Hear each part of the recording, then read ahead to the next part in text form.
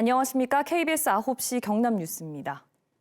창원시 산하기관장들이 최근 잇따라 사직서를 내거나 직무가 정지돼 논란입니다. 이들은 임명 당시부터 전문성과 거리가 먼 보은 인사라는 논란이 일던 인물들인데요.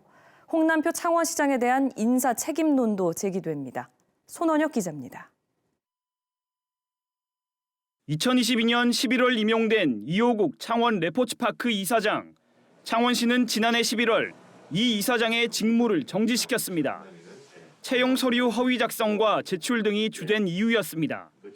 이 이사장은 표적 감사라고 반발하며 재심을 요청하겠다고 밝혔고 창원시는 2달이 지난 지금까지 이 이사장에 대한 해임 등 후속 절차를 진행하지 않고 있습니다. 한 해 600억 원대의 예산을 집행하는 장동화 창원산업진흥원장도 최근 사직서를 냈습니다. 부임 9달 만입니다. 장 원장은 기관 독립성 훼손 등을 주장했고 창원시는 사실이 아니라고 해명했습니다.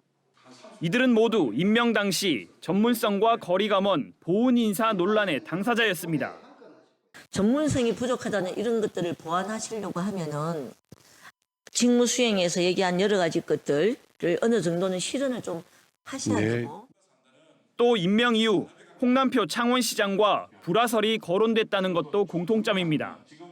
경륜사업 흑자 경영과 파크골프장 운영 등 신사업 추진이 과제인 창원 레포츠파크, 창원 국가산단 도약과 바이오, 도심 항공교통 등 신산업 전략 마련이 과제인 창원 산업진흥원. 연초부터 기관장 공백에 따른 업무 공백이 우려됩니다. 정말 결실을 맺어야 하는 그런 한 해인데 기관장이 없다는 것은 사실 우리 시정이 더 이상 돌아갈 준비가 안 돼 있다. 여기다 조명래 창원 제2부시장의 선거법 위반 혐의 수사도 해를 넘겨 계속되는 등 민선 8기 이후 창원시 정무직에 잇따른 잡음에 인사 책임론까지 제기됩니다. KBS 뉴스 손원혁입니다. 서춘수 전 함양군수가 하천 공사 과정에서 특정 업체 편의를 봐준 혐의로 구속됐다는 소식 전해드렸는데요. 이로써 함양군은 이번 민선 8기까지 전임 군수 6명 가운데 5명이 구속되는 불명예를 안게 됐습니다. 또 인근 하동과 합천에서도 전임 단체장에 대한 수사와 조사가 이어지고 있습니다. 보도에 박기원 기자입니다. 함양 위천의 수위 조절용 가동보입니다. 강물에 따라 보 높이를 조정하는 방식으로 3년 전 준공됐습니다. 납품가 20억 원으로 경쟁 입찰 대상이지만 함양군은 특허 공법을 이유로 수의 계약했습니다. 그러나 지난해 감사원 감사에서 해당 가동보 방식은 다수의 업체가 특허를 갖고 있어 수의 계약 대상이 아닌 것으로 드러났습니다. 애초 이 가동보는 홍수위를 고려해 1.4m 정도로 설계됐습니다. 하지만 별다른 이유 없이 보 높이는 60cm가 높아진 채로 준공됐습니다. 감사원은 서춘수 전 함양군수의 부당한 지시로 설계 전 납품업체가 미리 정해졌고 보 높이까지 임의로 조정되면서 예산 6억 원이 낭비됐다고 지적했습니다. 또 4억 원 상당 자재 납품업체 선정 과정에서 서 전 군수가 개입한 사실도 확인했습니다. 감사원은 서 전 군수를 직권남용 혐의로 검찰에 수사 의뢰했고 서 전 군수는 지난 13일 구속됐습니다. 검찰은 서 전 군수의 추가 혐의도 확인하고 있는 것으로 알려졌습니다. 이로써 함양군은 민선 8기까지 전임 군수 6명 가운데 5명이 구속 수사를 받는 불명예를 안게 됐습니다. 전임 단체장에 대한 수사와 조사는 이뿐만이 아닙니다.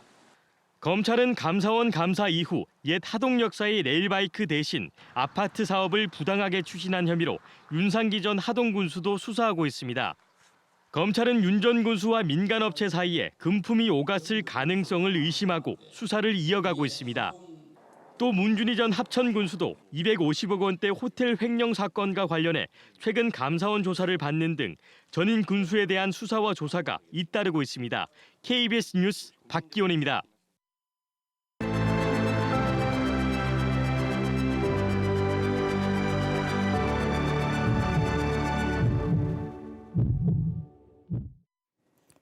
산업단지가 오랜 시간 꾸준히 지속 성장하기 위해서는 독자적인 생태계를 만드는 게 중요합니다. 다양한 주체가 협력해 인력 양성과 제품 개발을 해낼 수 있는 대표적인 예가 바로 산학협력인데요. 창원 국가산단 산학협력의 현실과 미래를 짚어봤습니다. 윤경재 기자입니다. 연삭기를 만들고 고치는 창원 국가산단의 한 중소기업입니다. 기계를 만드는 공작기계 산업에서 가장 중요한 건 얼마나 정밀하게 기계를 설계하느냐인데요. 30대 이학근 대리는 이 회사의 핵심 설계자입니다. 경남대를 졸업하고 취업에 어려움을 겪던 시기가 있었는데 5년 전 우연히 창원대 산학협력 프로그램에 참여하면서 기회를 잡았습니다. 취업하자마자 바로 저도 실무에 바로 투입이 되었는데 보통 일반인들 설계 회사가 어떤 일을 하시는지 알 수가 없는데 어떤 일을 해야 되고 어떻게 하면 되는지 그런 걸 알게 되었지요. 로봇 연삭기 전문 설계자 구하기가 쉽지 않았던 회사는 5년 전 때마침 산학협력 프로그램에 참여하게 됐습니다. 덕분에 이대리 입사 전 미리 이 회사 업무에 필요한 기술을 습득시킬 수 있었고 입사 직후 업무를 맡길 수 있었습니다. 산학협력 프로그램을 이용하면은 그 학교에서 현업 업무를 충분하게 실습을 하고 오기 때문에 저희 중소기업 입장에서는 금방 저 업무 능력을 키울 수가 있으니까 그런 면에서 굉장히 유리합니다. 대학과 기업이 합을 맞춰 인력을 수혈한 이 사례처럼 산학협력은 산단 생태계 조성의 대표적인 예입니다. 다만 창원은 아직 산학협력이 활성화돼 있지 않습니다. 주로 정부 지원 사업이 있을 때만 비정기적으로 프로그램이 운영되고 이마저 대부분 인턴십이나 채용 알선 수준에 그치고 있습니다. 그래서 앞선 사례처럼 정작 기업이 필요한 인력을 필요한 때에 수혈받기는 거의 불가능한 실정입니다. 창원대에서 산학협력을 담당하고 있는 윤상환 교수. 정부 지원 사업 공모가 이루어지면 경남 지역 대학생, 졸업생을 모아 프로젝트를 진행합니다. 윤 교수는 프로젝트가 시작될 때마다 산단에서 일했던 경험을 살려 기업체를 돌면서 인력 수요를 알아본 뒤 업무 특성에 맞춰 교육합니다. 윤 교수는 창원과 경남 산학협력의 가장 큰 문제점으로 상시적이지 않다는 점을 지적합니다. 졸업을 하더라도 중간 단계에서 직접 본인의 적성에 맞는 자리를 구하기 전 단계에서라도 대학과 기업 또 지자체가 협력을 해서 실제 기업 실무를 경험해 볼 수 있는 그런 장기 교육 프로그램이 좀 필요하다고 생각을 하고 있고요. 전문가들은 기업과 학교뿐만 아니라 다양한 주체가 참여해야 한다고 강조합니다. 특히 행정이 강한 추진, 매개체가 돼야 한다고 지적하고 있습니다. 산단 맞춤형 인재 양성 프로그램을 상시적으로 진행할 수 있는 기관을 만들고 정부 지원에만 의존하지 않도록 기금을 마련해야 한다는 겁니다. 노동계도 50년 동안 쌓은 숙련 기술이 사라지지 않도록 퇴직 노동자를 교육자로 키워낼 필요가 있고 기업과 학교, 연구소도 개별 성과에 머무르지 말고 함께 인력 양성, 연구 개발에 나서야 한다고 조언합니다. 기업과 행정, 대학과 연구기관, 노동계 등 다양한 주체들이 밀접하게 연결되는 것, 산단 생태계 조성의 시작이라고 할 수 있습니다. KBS 뉴스 윤경재입니다. 다음 소식입니다. 방학에 점심을 거르는 아이들을 위해 단돈 500원에 따뜻한 점심 한 끼를 차려주는 식당이 있는데요. 자금난으로 한때 운영이 중단됐던 이 500원 식당이 각계각층의 후원으로 올해 겨울방학에도 문을 열 수 있게 됐습니다. 김민지 기자가 다녀왔습니다.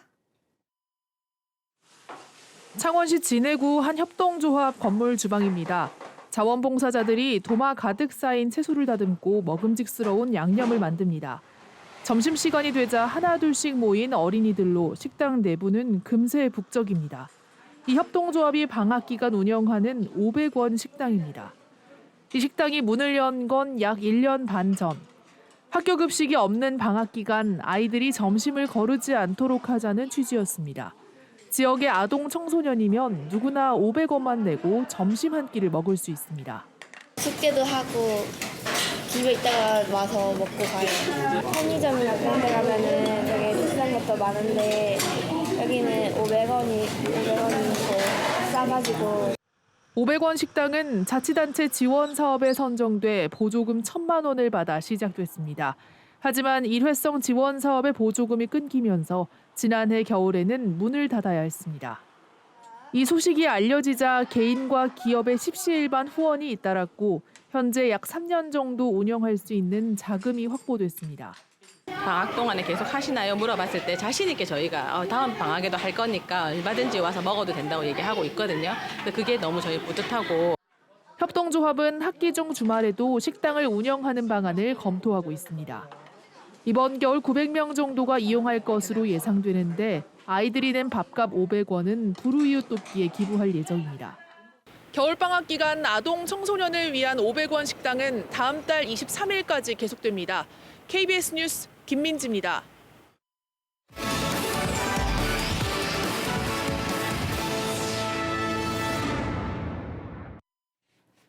오는 5월 개청할 우주항공청 임시청사 후보지가 두 곳으로 압축됐습니다. 경상남도와 사천시는 사천시 사남면 한 비행선박 제조업체 사옥과 사천시 사천읍 옛 사천축협 건물 중에서 과학기술정보통신부가 최종 후보지를 검토하고 있다고 밝혔습니다. 또 우주항공청 설립과 운영을 위한 시행령은 다음 달에 입법 예고할 예정입니다. 창원시가 봉암, 중리공단 등 8제곱킬로미터 규모 공업지역 11곳에 고도화 기본 계획을 세웁니다. 창원시는 지난해 10월부터 용역을 진행하고 있으며 오는 3월까지 공단 고도화 방안을 세울 예정이라고 말했습니다. 또 이후 공청회, 의회 보고 등을 거쳐 기본 계획을 확정 공고할 계획입니다. 창원 주남저수지 야생 큰기러기 폐사체에서 고병원성 조류 인플루엔자가 검출됐습니다. 경상남도와 창원시는 탐방로와 생태학습시설 등 반경 500m 내 출입을 통제하고 반경 10km 이내 가금 농가에 이동 제한을 명령했습니다. 또 지난 11일 창원시 북면 북천천 일대의 야생조류 분변에 대한 고병원성 여부를 검사하고 있습니다. 오늘 낮 12시 반쯤 창원시 수도동 수도 주변 폐류 양식 작업 바지선에서 불이 나 1시간 40분 만에 꺼졌습니다. 창원해경은 신고자의 진술을 토대로 정확한 화재 원인을 조사하고 있습니다. 김해에서 출하를 앞둔 딸기 1,900kg이 도난당한 사실이 뒤늦게 알려져 경찰이 수사에 나섰습니다. 김해시는 지난해 12월 31일부터 새해 첫날 사이 한림면 시설하우스 11개 동에서 딸기 1,900kg이 사라졌다고 밝혔습니다. 현재 파악된 피해 농가는 8곳이고 피해 금액은 2,500만 원으로 추산됩니다. 경찰은 시설하우스 출입로 주변을 중심으로 탐문 수사를 벌이고 있습니다. 경상국립대가 대학 총장임용추천위원회와 진주시 선거관리위원회와의 협약을 통해 예년보다 2주가량 앞당긴 다음 달 7일 온라인 투표로 총장 선거를 치르기로 했다고 밝혔습니다. 경상국립대 차기 총장 후보로는 권진회 항공우주소프트웨어공학부 교수와 신용민 도거동문학과 교수, 김상민 지역시스템공학과 교수 3명이 거론됩니다. 고용노동부 창원지청이 설 명절을 앞두고 오늘부터 4주 동안 체불 예방 청산 집중 지도 기간을 운영합니다. 창원노동지청은 특히 워크아웃에 들어간 태형건설 현장 3곳에 대해서는 기성금 집행을 집중 점검합니다. 지난해 창원 지역 임금 체불액은 363억 원 규모로 2022년과 비교해 7.7% 증가했습니다. 지난달 경남의 민간 아파트 분양 가격이 제곱미터당 407만 원으로 하락했습니다. 주택도시보증공사 조사 결과 지난달 경남의 민간 아파트 분양 가격은 제곱미터당 14만 8천 원으로 줄었고 전년도 같은 기관과 비교해서는 47만 6천 원 올랐습니다. 경남 소식 전해드렸습니다.